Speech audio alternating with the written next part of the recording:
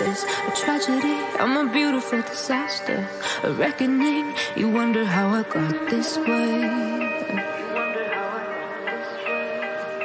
You think I'm someone to be saved, someone to clean up and tame. Oh, some things never change, never change. You think I would look pretty on your arm once you cover up my bruises and battle scars, but it always ends the same. Can't bear the things I've had to face, got you crying on your knees in pain. Oh, some things never change, never change. You'll break your back to make me feel again, suffocate to make me breathe again, lose your mind from endless pain. Some things never change, never change. Redemption never came. I stopped asking for forgiveness, cause you should know only fools tread with the angels. Fear to go, but you keep trying to get too close. Save myself by turning into stone. So save your judgment cause you just don't know. But some things never change, never change.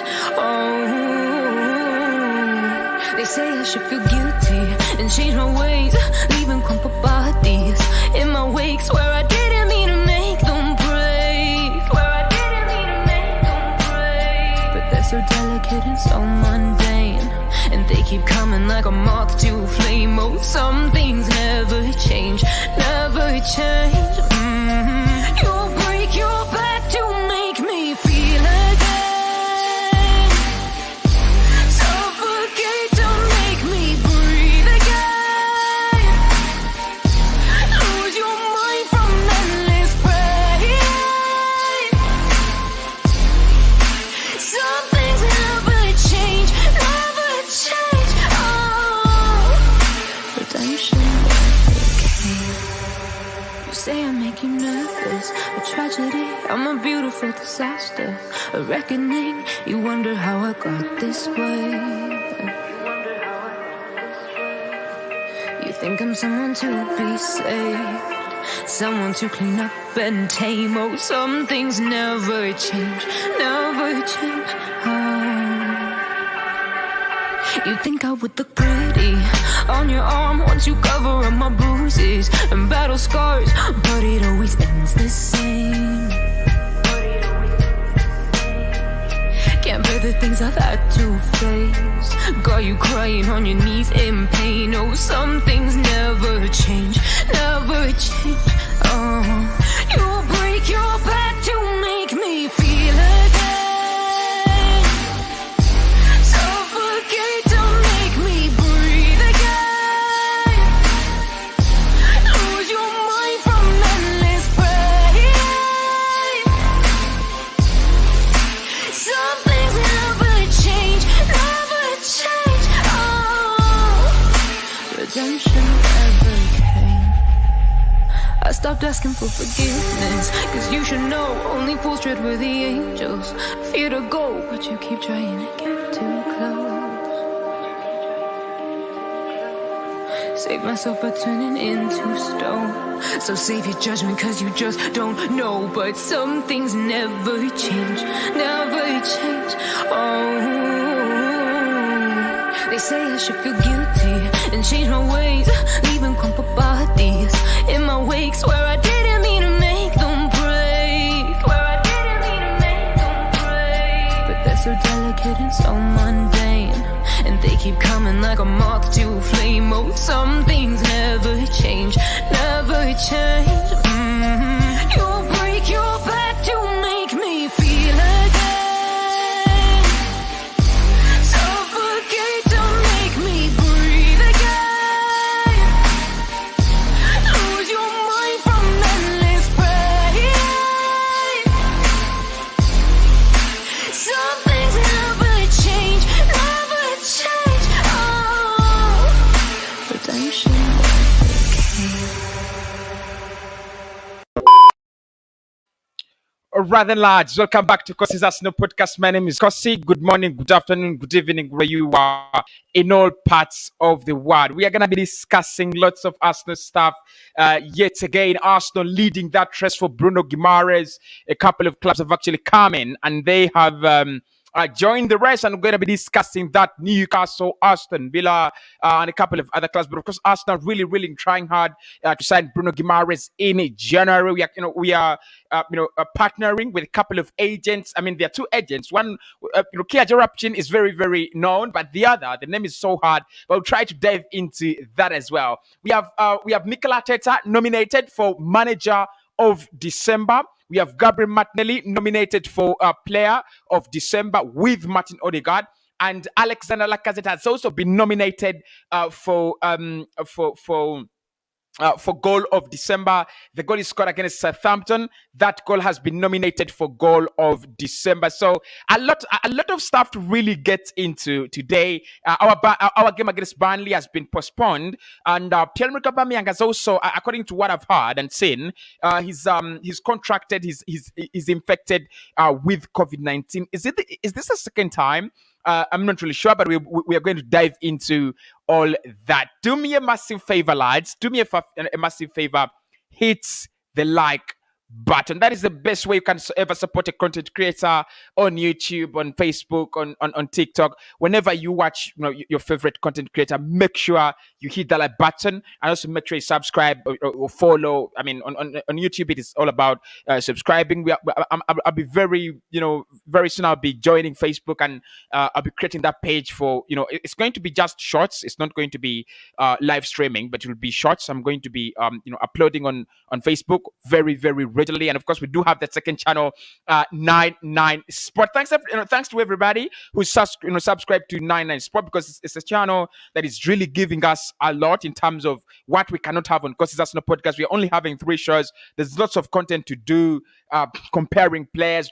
I will be comparing Isak and Vlahovic today, so make sure you do check out 99 Sport. That video is going to be uploading very soon, and then I'll be reacting to players at Manchester United revolting against Ralf Rangnick as well. So make sure you smash a like on the video there, and also subscribe to that channel. But in this one today, we're going to be discussing the midfield situation, which is really leading in terms of Arsenal priorities. But before we get into that, let's start off with the nominations of December. Mikel Arteta has been nominated for Premier League Manager of December.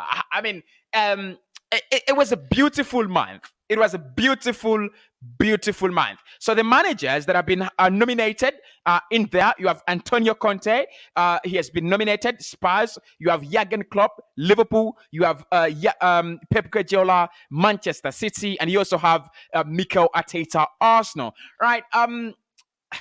Look, for Arsenal that month, I mean, it was cut short by that Wolves game that was really postponed. I felt like we were in intensive gear. I just felt like we needed to play that game against Wolves. I just wanted us to play. But in total, in the Premier League, we played Manchester United. We lost that game. We played Everton at the beginning of December. Both those games we lost. But then we beat Southampton. We beat West Ham. I think those 2 fixtures were really interesting. We beat Norwich 5, and we beat Leeds United 4 goals to 0. I think. Right. So look, listen. Mikel Arteta in December, I can't say he's been undisputed. Honestly, I think I'll be lying if I say that he's been undisputed in that month, because the likes of Pep Guardiola, City City lost the game in December, highly debatable. But I think the reason that's why I would give Mikel Arteta, and I think I would give Mikel Arteta or Antonio Conte. And not Jurgen Klopp, really, and not Pep Guardiola, because they're used to that. They're used to that winning. But let's focus on Mikel Arteta. I want to talk about Antonio Conte. I will talk about Antonio Conte if he wins it on 99 Sport. Then I'll do a video about December awards. But speaking about Mikel Arteta, coming from those 2 defeats against Manchester United and Everton, Arsenal had to bounce back against Southampton, which I think we absolutely did very, very well. But again, if you look at the fixtures that we had, in that month, you've got, you definitely got, you've got to give it to Mikel Arteta. You've got to give it to Mikel Arteta because West Ham, that was a very, very difficult game, and we know how much Southampton, are really organized and how they have improved under, under Ruff, under their manager. So I think those two fixtures, maybe the two losses, could actually write us off. But I think that the recent four wins, definitely, he qualifies. Mikel Arteta qualifies. So if you look at how these managers are performed, played 6 games, won 4, drawn 0, and lost 2, and he has a goal difference of 11. So look, that means that in that month, Arsenal have a positive 11 goal difference in December. Antonio Conte played 5, won 3, drawn 2, and lost 0. Again, the kind of mess Antonio Conte inherited, at Spurs, you've got to give him lots and lots of credit there. So he was unbeaten in December, played 5 games unbeaten, and has a +8 goal difference. I think then you'd give him that kind of round of applause. Pep Guardiola, sensational, absolutely sensational. I think he will take it. Played 7, won 7, drawn 0, lost 0, and has a +19 goal difference. Look, City, December, they've been smashing it. They've been absolutely sensational. They've not really started well in January. They do have 3 points though, but I think in December, Pep Guardiola, I can give it to him. Then Jurgen Klopp, in that month, played 4, drew 1, actually played 6, won 4, drew 1, lost 1, and a +6. I think, honestly, Liverpool do not come ahead of Arsenal, and there is no way Jurgen Klopp can win that. Accolade. Manager of December, manager of the month in December, ahead of Mikel Arteta. Because look, we played the same number of games. 6, but we've won the same number of games, but the difference is that yes, they do have a point, but we've scored more goals, and we have actually kept more clean sheets than Liverpool. I think we did better than them.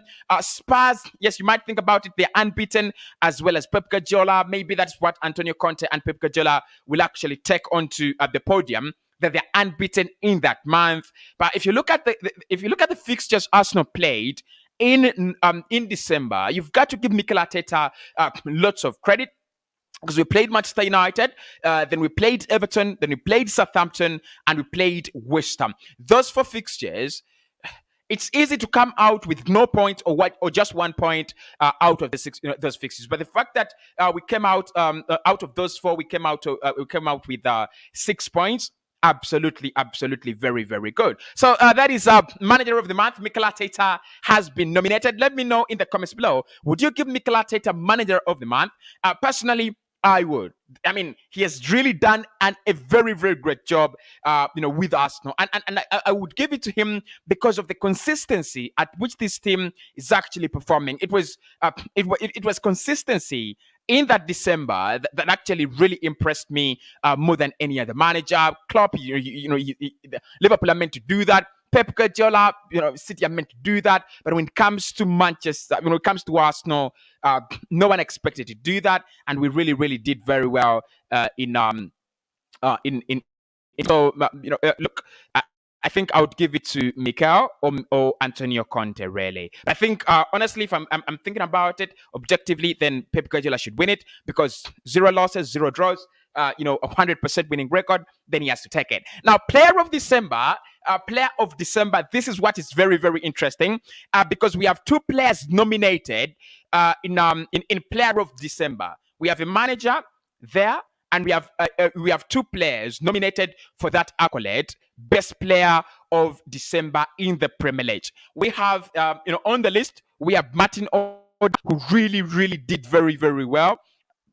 And we have Gabriel Martinelli, who also did very, very well. The other players that have also been nominated is Mason Mount, Chelsea, Heung-min Son, Tottenham, Sterling, Manchester City and Joao Cancelo, City as well. And then you have James Maddison, Madders, my man, as well, has been nominated for Player of the Month, for December, right? So I think, look, if we look at those two, Gabriel Martinelli and Martin Odegaard, what they have tried to do, what they have managed to do in that month, absolutely phenomenal. And I think the biggest player you've got to give credit to this time is Gabriel Martinelli, because this is a Martinelli, this is a Martinelli boy that has been out, not playing, not part of this squad for many months, for the bigger part of the season. He's not been part of the squad, and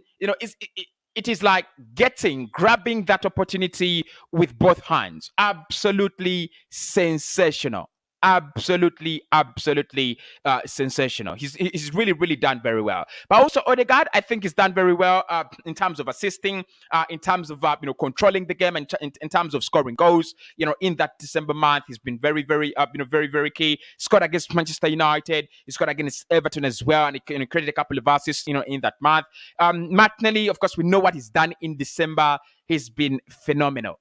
Has been absolutely phenomenal. Look, I think City still do have some interesting names in here. Maddison is from Leicester City. Then Joao Cancelo has had I think he's the perfect centre back. He's the perfect centre back, in the most perfect centre back, in the Premier League. I'm really surprised that Bernardo Silva is not, on this list. But Joao Cancelo, Raheem Sterling. I think Cancelo. If Cancelo wins it, I'm okay with that. But I think Cancelo, Son, and Odegaard, those are the three for me. And maybe Maddison, because Maddison has picked up, his form very well. In December, he's really done well in that Leicester City side. But anyway, lads, Odegaard or Martinelli, because again, we have to give it to one of them. If you look at their rating, Joao Cancelo 86. Out of 86, Maddison 82, Martinelli 76, Mount 83, Sterling 88, Son 89, and Odegaard 82. So it looks like Son might actually win it. But for me, I would give it to an Arsenal player, definitely, because I say these players have come a long way. This is a project that has come a long way. The reason that's why I would give it to an Arsenal player is, this is a young team that has gone through all stages of psychological, emotion and processes. They have gone through all those stages, and that's why I would definitely give it to an Arsenal player. Because look, Cancelo all season, Sterling, that's what he should do. Son, almost 3 seasons doing that. Mason Mount, that is what he does for Chelsea. Maddison, what else does he do? But with Martin Odegaard, ever since he signed for Arsenal, you've got to debate that November and December have been his best months in Arsenal colours. Martinelli, ever since he came back from that injury, fighting the injury, fighting for game time, managing to displace Emile Smith-Rowe. Just imagine, managing to displace the best goal scorer, the leading top scorer in the side. That is really very good from Martinelli. So I think, look, Martinelli for me, Martinelli or Odegaard. Let's vote, you lads. You vote. Do you give it to Mikel Arteta? Let me know in the comments below. And do you give it to Martin Odegaard or Martinelli, player of December? Give it. Let me know in the comments below. I'm very open to getting your thoughts. And then goal of the month as well. We have a couple of nominees as well for goal of the month. I just need to find the list. Goal of the month. Where are you? Okay. All right, goal of the month. We have around 8 nominations for goal of the month. But Alexander Lacazette is there. That goal, I think it was pretty much a team goal. The goal we scored against Southampton. But right. So these are the nominations. Bernardo Silva against Aston Villa. That was a cracker. That was a good goal. That was a really good goal on the volley. Lucas Moura against Norwich. I didn't watch that. Mason Mount against West Ham. That was a good goal. Mopé against West Ham. Still, Demarai Gray against Arsenal. Yeah, I remember that. I recall that.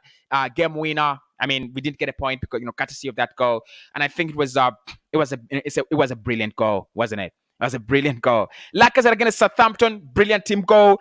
Kevin De Bruyne against second goal against Leeds. Did I watch that? Yes, I did. Yeah, I did. I did watch that. Good goal. And then Trent Alexander-Arnold against Newcastle. Right. I thought Trent had a very very good goal in that game. My goal of the month, definitely. If I look at those goals, I think I would go with two goals: Demarai Gray and Bernardo Silva. Like I said, I think it's a good team goal.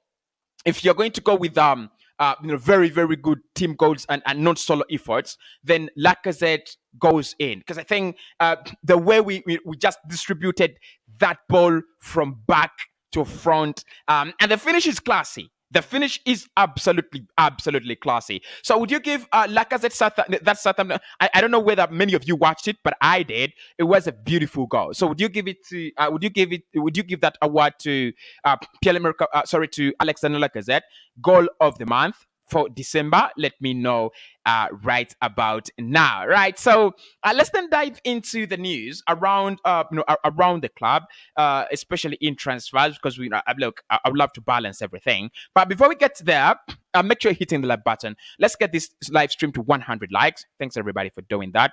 If we can get this live stream to 100 likes, I'll be very very happy. Right. Pierre-Emerick Aubameyang has picked up, is now infected with COVID-19.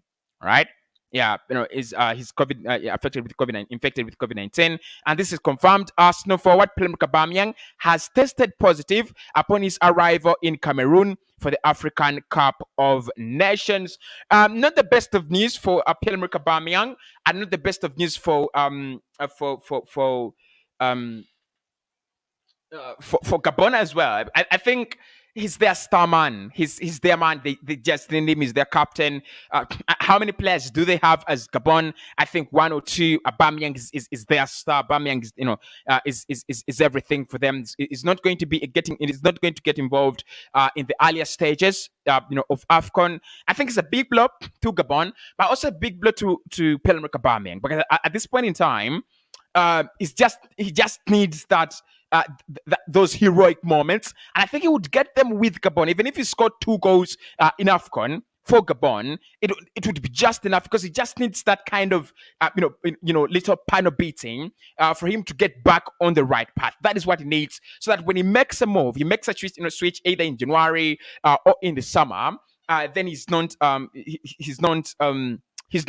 off the track, right? He's not miles off. I think that's what he's looking at the moment. It doesn't want to be miles off. He wants to be at least on track. And I think this Gabon AFCON was actually going to give him very, very much in terms of that. Because look, in Gabon, he is a hero, an absolute hero, like hero. So, but now picking up, COVID testing positive, it is the worst news. It is the worst piece of news he could ever have as an Arsenal player.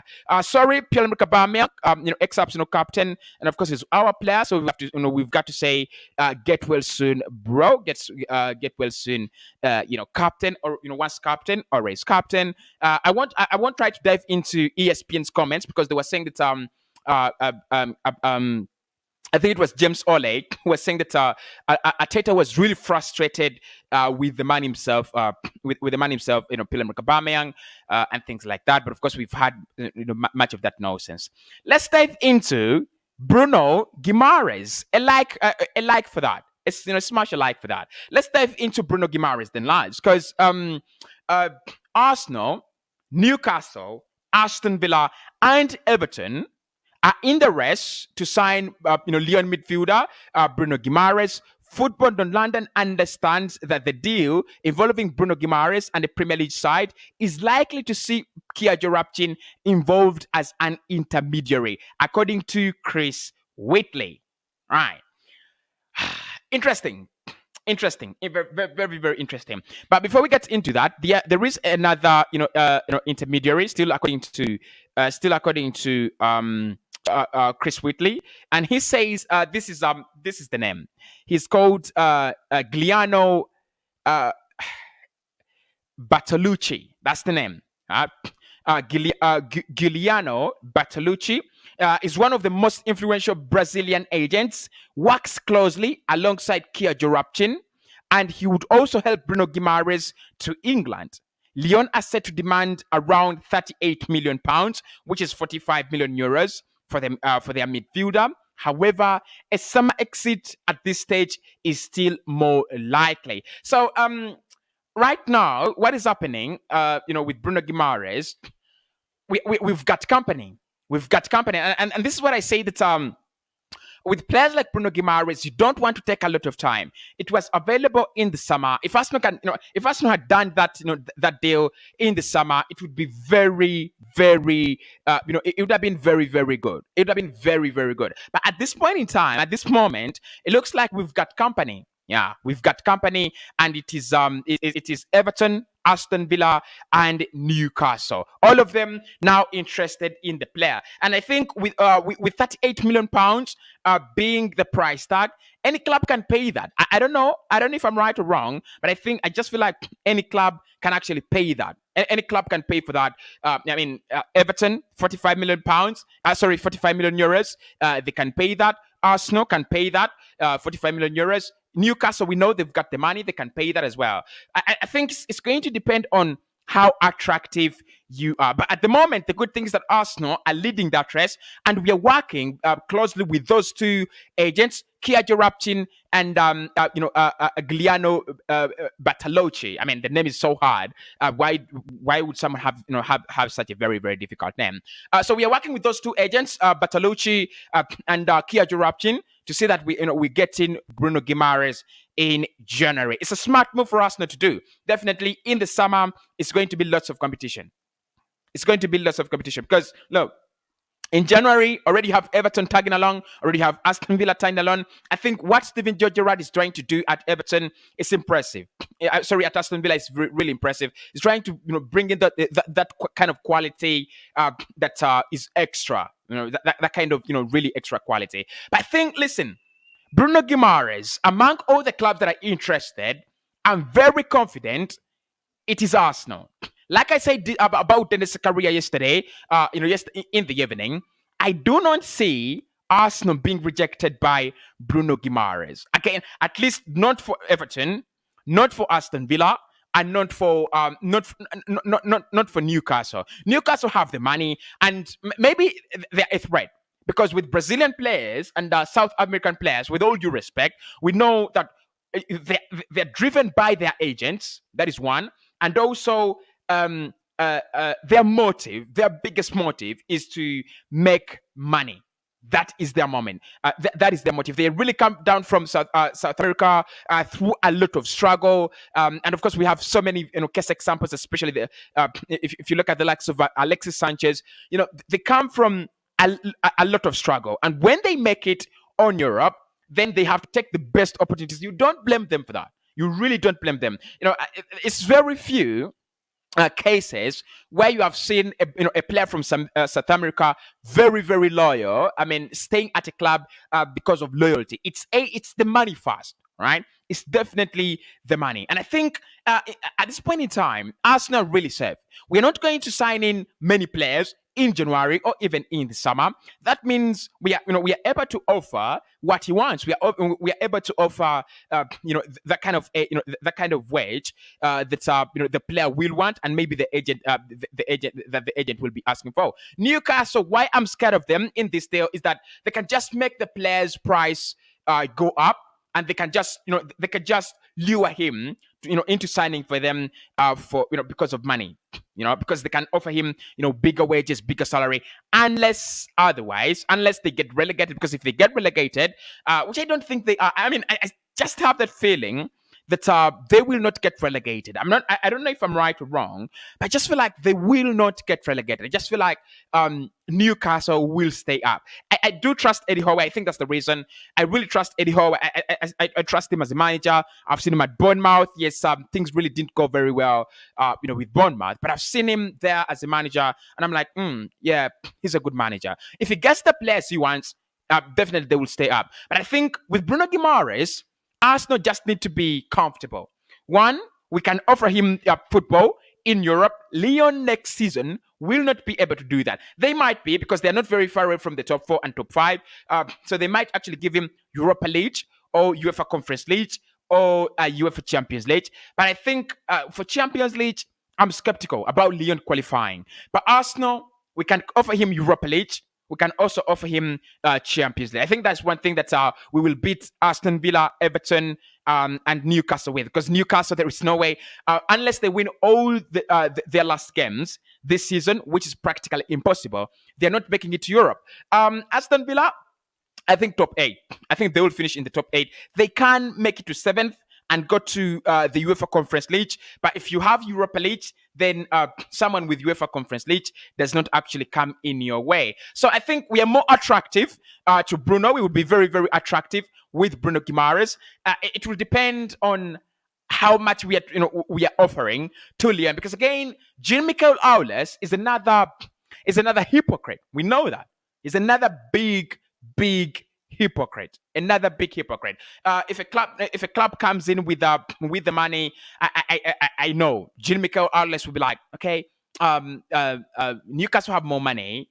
I mean, we will sell to Newcastle, and of course, we know how hard it is. It has been between Arsenal and Lyon in terms of negotiations. We wanted the likes of Lacazette. It took us really, really a lot of time. We wanted Asamoah. It took us a lot of time, and now we are back there with our request for Bruno Guimarez, and it might really take some time. But I just feel like we are in pole position to sign him, especially with with the fact that we've added in Kia Jorapchin. Because Jorapchin, again, I said it in the morning, Kia Jorapchin is that kind of agent that has those links. He's got that power and authority over Brazilian talents, and he can just help you. He's a controversial manager. He's a controversial agent, kind of shady. But if you think about it, apart from George Mendes, I think most of the profile agents are kind of shady, and they're kind of they do have that kind of dirty work they run, and I think Jorapchin is also that. But if we want the player in January, then we will need to work with Kia Jorapchin, because he can attract a player.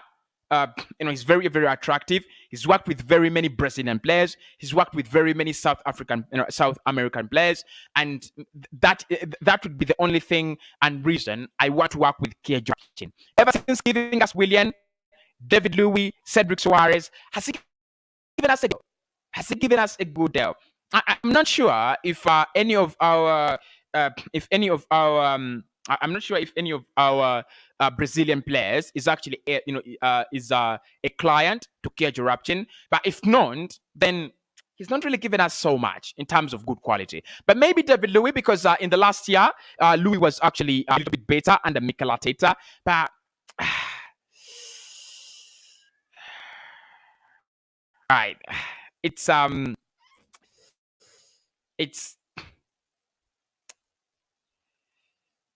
But anyway, I think we would take him.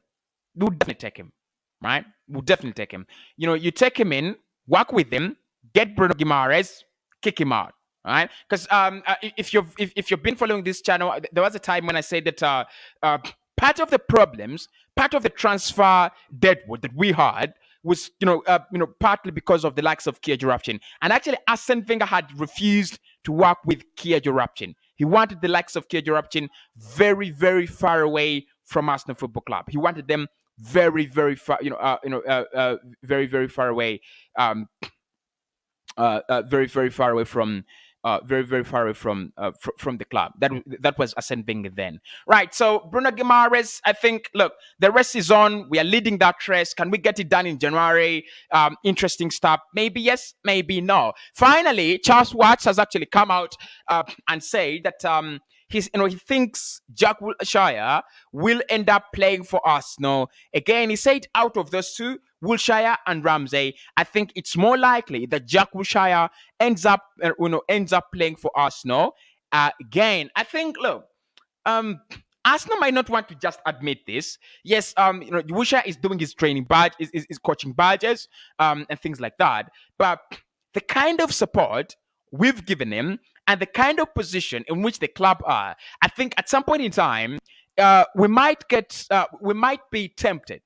We might see Arsenal really, really tempted to bring Jack Wilshere back, at least give him 6 months, playing time or things like that, or a play as you on contract or something like that, because he's been training with his side really, really pretty well, engaging with the players very, very well. So if Arsenal, decide that he's going to be part of us part of our playing squad for the next 6 months, I don't think I'll be surprised.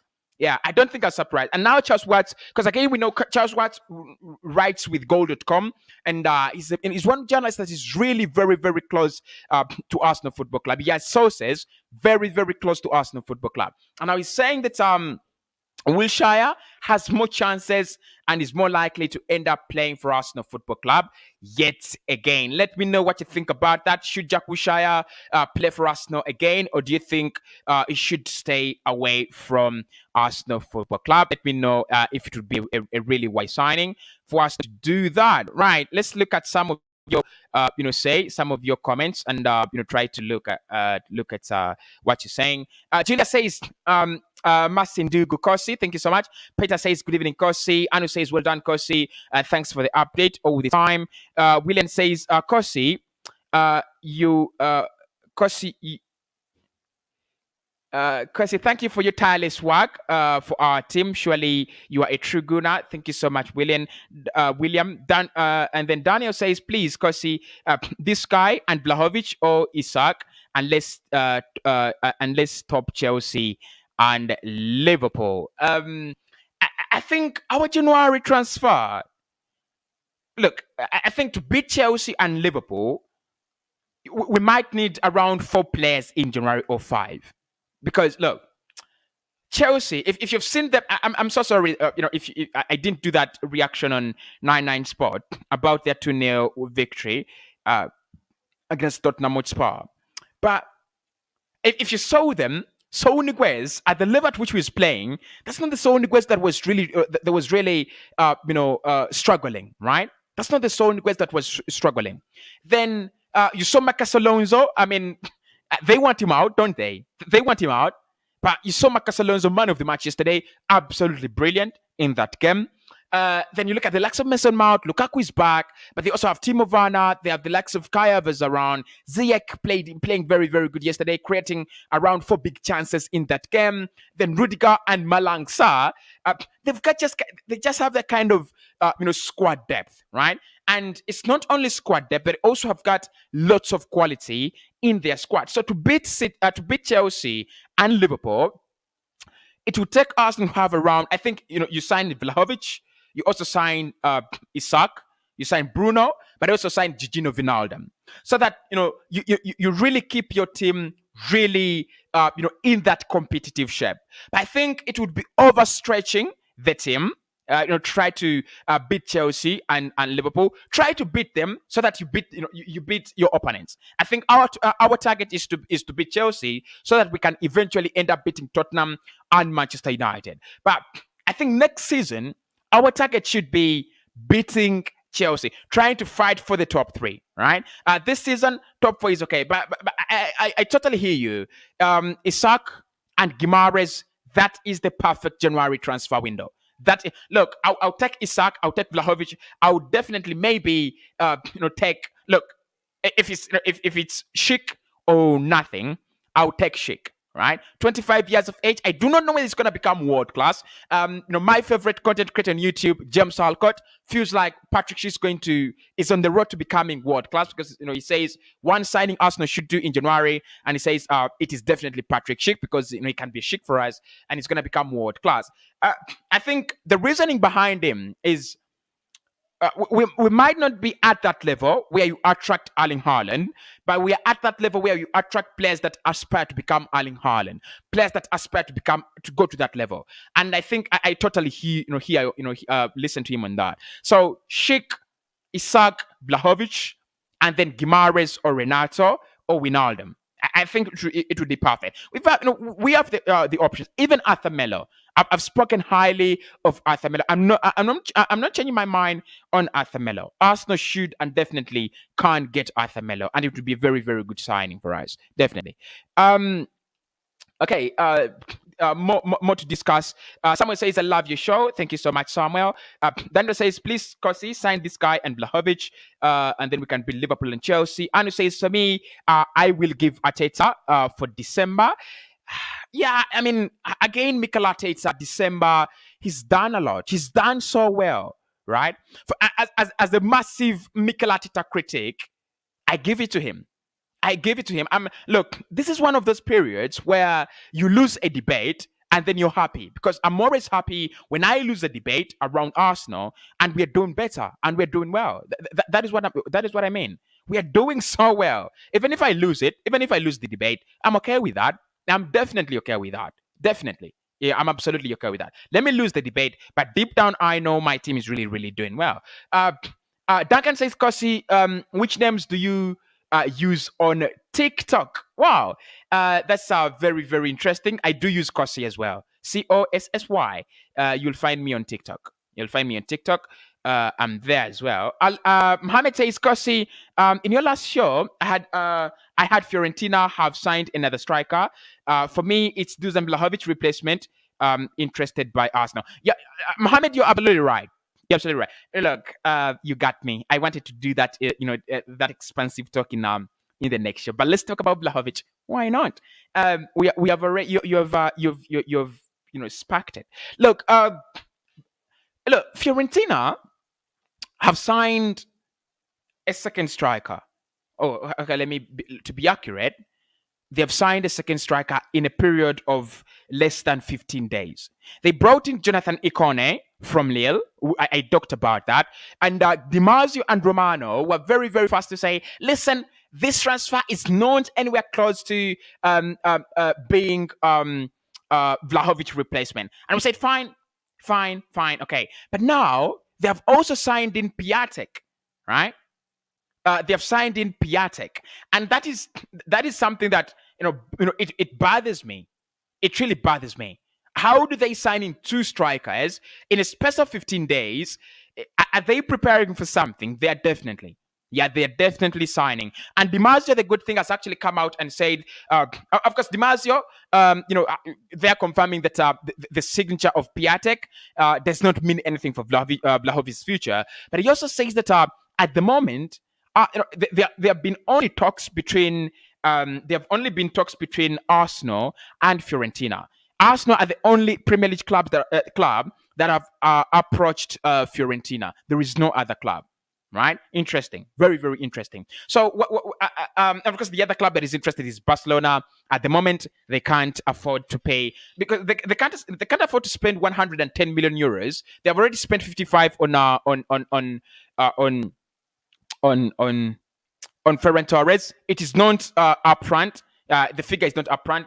They're going to pay it across a period of time in installments. But I think they can't commit to another 55 million euros or 60 million euros for Dusan Vlahovic at the moment. So I think, look, that transfer, I don't want to commit myself to say it is close, but I think we will listen in to some very, very interesting updates in the coming days. The window is very young. Today is the 6th of January.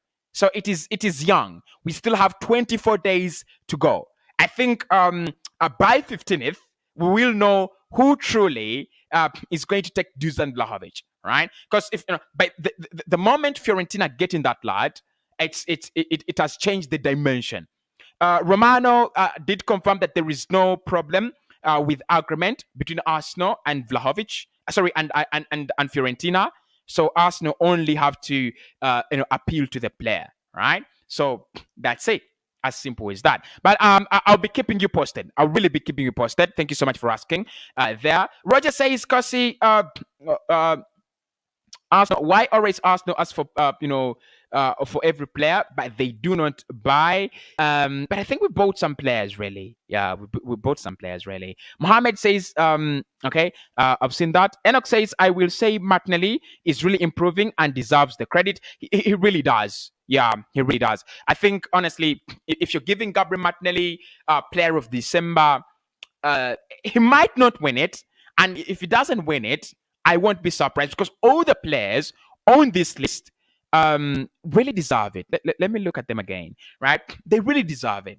Odegaard, what a month he has had. Because even when we lost games, even when we lost, Odegaard scored. So he's been very good when Arsenal are down, and he's been very good when Arsenal are up as well. I think that is the interesting part of it, right? Really good because when he scored in those two games that we lost against United and against Everton, and then he's been absolutely brilliant in the games that we've won. Human song for Spurs, he's done it. He's definitely done it. Sterling, in that month, yes, he has close to 5 or 6 goals, Premier League goals. I think, in December, he's done well. And then Joao Cancelo. What can I say about Cancelo? He's been brilliant. Yeah, he's been brilliant all season, all year, throughout the year. He's been so good. Madison, I think that is that is him coming back, and then Mason Mount as well. Brilliant for Chelsea. So if any player who gets it, I would be okay. But I think Martinelli, this should be a point of a point of positive appraisal, should I say, to Gabriel Martinelli. He needs to work harder, because again, if you look at all the players around him, he's got to feel so happy. Among the 7 players, all right, he is the youngest. Imagine. And among the 7 players, he's the one that has played less games, in this season, and he has had a massive impact in the little time he spent playing for Arsenal this season. So he's got to be very, very, he's got to be very positive with himself. Semakula Tone says, hit the like button, people. Please always do that. Hit the like button. Hit the like button. It massively helps the channel. It massively helps the channel. You can see, I mean, at times when you do not hit the like button, the channel disappears. You can't find it. You have problems finding me. You have problems finding the content. But whenever you smash the like button, YouTube will give you more of these videos. It will give you more of your channel. And that is what you really want. So thank you so much, Tony. Hit the like button, please. Mohammed says, I support Arteta, who received Manager of the Month award because since Everton lose, Arsenal were on fire. Yeah, absolutely. Absolutely. You're absolutely right. And even, I think why Arteta could get it, I should get it, sorry, is even in those Manchester United and Everton defeats, Arsenal were not obliterated. They were not. Right? I think United were the better side in that game because they tried to control the ball better and they had more decent chances than we did. But we were not obliterated. It was that Old Trafford. We have very, very negative history at the Old Trafford. We were never obliterated. It was, we put in a fight. It was a good challenge. Very, very good challenge against United. Very good challenge against Everton. Arsenal scoring early in those games, in both of those games. Our problem was the mindset then, because our mindset was score one and defend it, right? And it's so changed. I think that's why Mikel actually deserves it, because if you think about the amount of things, the magnitude of changes he's had in January, in December, it's good. For me, the mindset, I love it. I love it. We obliterated Norwich. We smashed Leeds. That's the mentality. Score 4, score 5. Sunderland, score 5. Right? I mean, it's that kind of mindset that any Arsenal fan wants to see in their team. And you lads are right, absolutely right. Frank Mahesa says, I'm an Arsenal fan, but a player for the month to Joao Cancelo. I don't disagree with you, Frank. I think Cancelo the whole year he's been brilliant. Yeah, the whole year he's been really, really brilliant. Okay. Then he says, hey Cossy, I'm from Namibia. A happy new year, happy late new year. Thanks. Thank you so much, Dennis, as well. Victor says, Cossy, how do we play both Martinelli, Smith Rowe, and Saka at the same time? I've answered this question before, and I think it's a tricky one. Yeah, it's a tricky one. It's tricky because Smith Pro doesn't want to operate as a traditional number 10. You can't keep him there. His best position. If we look at the heat maps and average position of Emil Smith Pro, he drifts always away from the center. That is what he does, right? And he just wants to be that kind of player that enjoys his freedom, that kind of Rom Doita that enjoys this freedom. Gets into the goes those goal scoring areas, tries to take his chances, gets into the wider areas, try to widen the pitch like that. It's very very different from Odegaard. When you look at Odegaard, he's playing in that spot. That is what he's doing. He's playing in that spot. And therefore, the point is Smith Rowe cannot displace Martin Odegaard. Now, that means it is competition. It's definitely competition. Unless you're telling me that Martinelli plays as striker, as centre forward, Lacazette drops. That is when you can play Smith Rowe, Lacazette as striker, and then Saka. But if you want to play all of them, you have to sacrifice Martin Odegaard, who I think is very, very vital in the way we play in terms of ball distribution, but also in terms of affecting our final third. So Smith Rowe, Martinelli, they're gonna fight for that. Left wing position, and the better player will actually take it. And I think it's gonna be Martinelli at the end of the day that takes it, because what Smith Rowe gives you is the goals, and Martinelli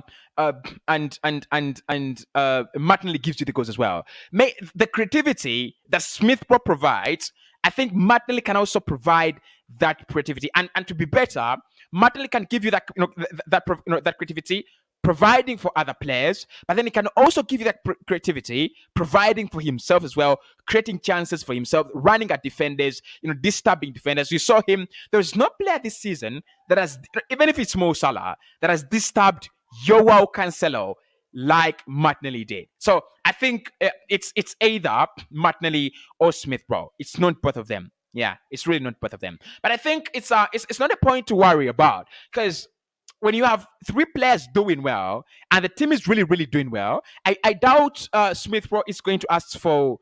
I doubt he's going to be angry at the manager, because he's looking at the team doing well, and Martinelli starting ahead of him is also doing well. Probably not better than him by my miles, but you think Martinelli gives Arsenal a very, very kind of dimension, a very, very kind of a very different kind of picture in attack. Saka does as well, and then Emil Smith Rowe. So definitely. So those three are very, very different. They can play together, but I don't see that happen very soon, unless Smith Rowe plays as a false nine. Maybe. We've seen him play as a false nine under Mikel Arteta. Dennis says, why is Saka not in Player of the Month awards? I think the quality of players that are there is definitely Saka's quality. But December, has he had a better month than Odegaard and Martinelli? A little bit debatable. Yeah, it's a little bit debatable. Anna says Arsenal like wasting a lot of time in transfers. Let them get the players we need, and then we move on. Then he says, what is wrong with Arsenal? Arsenal must go take Bruno for 45 million euros. Just small money. Any team can pay that money. I think I'm going to have to agree with you there. Raymond says, hi Cossy, what is the current situation on Bruno Guimarez? Arsenal leading that race at the moment.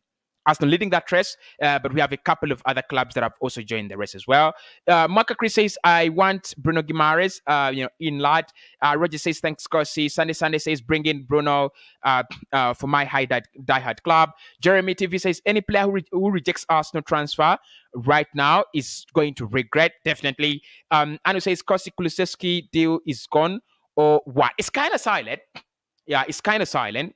Yeah, Kulusevski deal is kind of silent at the moment. Taika Joseph says, Cossy, good evening. First tell me something good for Arsenal. Tell me something good for Arsenal. I mean, there's a lot of negative press around the club. Aubameyang, is positive. Our game against Burnley has been postponed and things like that. But we are in top 4. I mean, that is positive, isn't it? Jeremy says Bruno Guimarez is a star in making, and there is no other place to grow than with Mikel Arteta. Watton says Cossy, I like that deal of Dusan to happen quickly. It will be a great for our squad. Mesh says Mose. Ogongo says, Cossy, I really like what you're doing to alert Arsenal fans on transfers. Daniel says, hi, Cossy, you are a diehard fan. I am from Ethiopia. Thank you so much. Roger says, hi, Cossy, thanks for the show. Bro, may I know when this window closes? Streaming live from Saudi. This window will close on the 31st of January. It's 1 month. Yeah, it's definitely one. It's strictly 1 month. Eric, my man, Eric Ogoya says, Cossy, what about Alexander Isak? Alexander Isak, the 90 more, 90 min. Did I say 90 more? 90 min are the latest publication to write about Alexander Isak, and they have said that he's definitely going to be, is being looked at, not going to be, but being looked at as Pierre-Emerick Aubameyang's replacement at Arsenal. That is what they have said. Kenny says, Cossy, let's get 2 midfielders and 2 strikers this January. And Eric says, Jack Wilshere can save us before Partey comes back. I think he's a decent player, but injuries. Can we keep him fit? That's the question. Yeah, can we keep him fit? Enox Mensah says, after some highlights, I will and real game time, I have watched Bruno Guimarez, I think, and feel this guy will be great at Arsenal, but Zakaria wouldn't be bad either. Look, I think Dennis Zakaria is a good player. We spoke about Zakaria yesterday, didn't we? Dennis Zakaria is a good player. Dennis Zakaria is a top player, top player, top talent. Definitely, there's no question about it. He's a top player. He's a top player. 22 years of age, he's a bargain. He's a good player. If you brought him an Arsenal, he could be a starter. Yeah, he could be a starter. I can't disagree with that. I'll take 2 more comments, and then we'll call it a show, right? Jeremy TV says, what's the situation on Mikel Arteta on joining Manchester City? And Raymond says, Raymond also says, and Natula Shakira joined the show. How are you doing, Shakira? Hope you're doing well. Taika Joseph says, Cossy, good evening, sir. Tell me good news for Arsenal. Right, so I'll end with those. Jeremy, Shakira, and Taika Joseph. Right, Taika, Arsenal, good news. We are leading the race to sign Bruno Guimarez, and it looks like we are also moving ever closer to Dusan Vlahovic. There is a boost that the fact that they've gotten a second striker to probably a replacement, Arsenal could then get Vlahovic in January.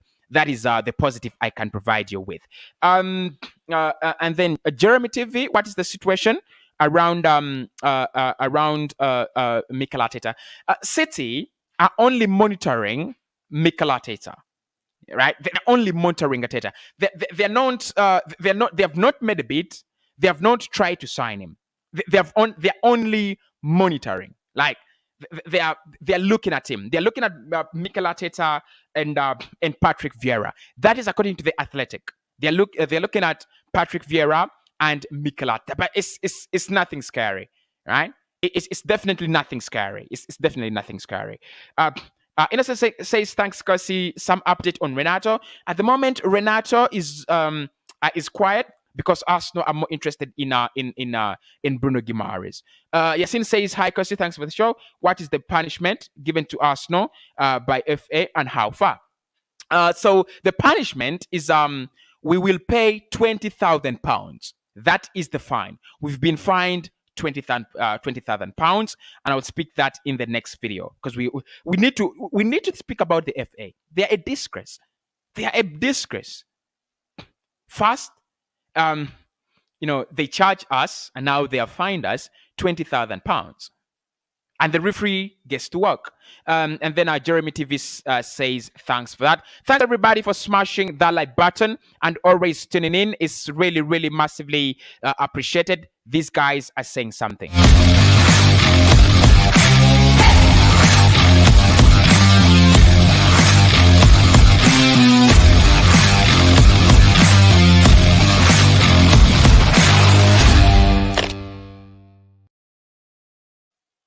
So that is that is Melbet Uganda. They're saying if you want to do betting, please make sure you do bet with them. I'll speak to you right in the next one. We have 100 people watching. Thank you guys for the love. Thank you so much for the commitment. Let us get 100 more likes as we end the show. If you've not, hit the like button. Please and please hit the like button before you leave the video.